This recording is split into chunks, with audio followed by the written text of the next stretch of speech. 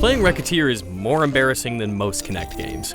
It doesn't help that I'd constantly hear stuff like this from IGN executive editor Rich George. You look like a monkey gathering bananas. Or editor Andrew Goldfarb. You look like an idiot. Or executive editor Ryan McCaffrey. I'm gonna set up a webcam and live stream your shame to the world.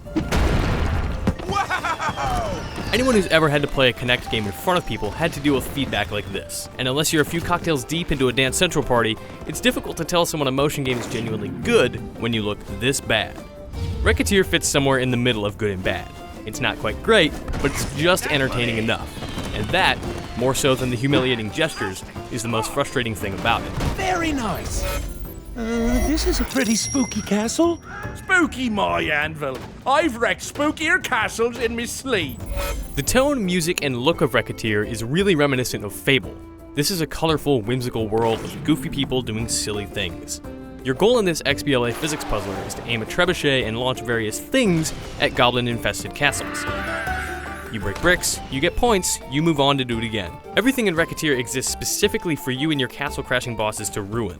Nothing else exists in this fantasy land. Just goblins and castles that you're about to demolish. It's shallow and insubstantial, and there's not much story to motivate you, but it's to the point. And that's kind of funny in itself.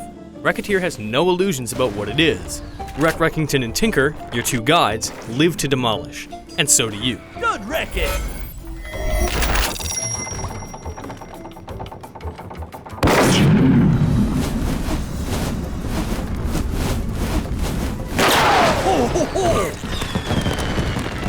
That's the ticket. That act of smashing things to pieces is not only entertaining, but pretty relaxing too. The Kinect input for Wreckateer works because it speaks in broad gestures, and what little precision you'll need registers really well. Pulling a trebuchet back and flinging your arms out to fire are really basic gestures, and lifting your arms up to trigger each shot's special ability is similarly simple. The mechanics at play are easy to use, which is Wreckateer's biggest risk. Even though there's some great variety in what they accomplish, it's easy to burn out on repeating the same motions. It's really satisfying to spin a standard rock in midair so it hits just the right spot. It's fun to fly a winged projectile over and under walls to get exactly where you want it to be.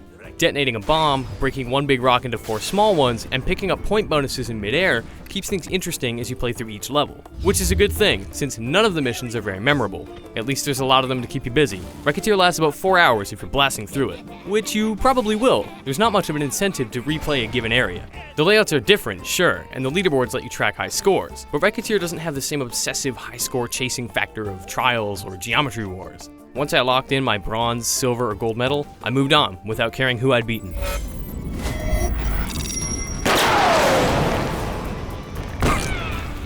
Not bad. In that capacity, as a game you play casually and in small bursts, Wreckateer excels. It's a little empty in places, but it's a simple and effective puzzle game about getting points for breaking stuff. Even if it makes you look a little bit dopey, it's hard to deny that smashing stuff is awesome. Oh, smashed it. For more on wrecking things with your balls, head on over to IGN.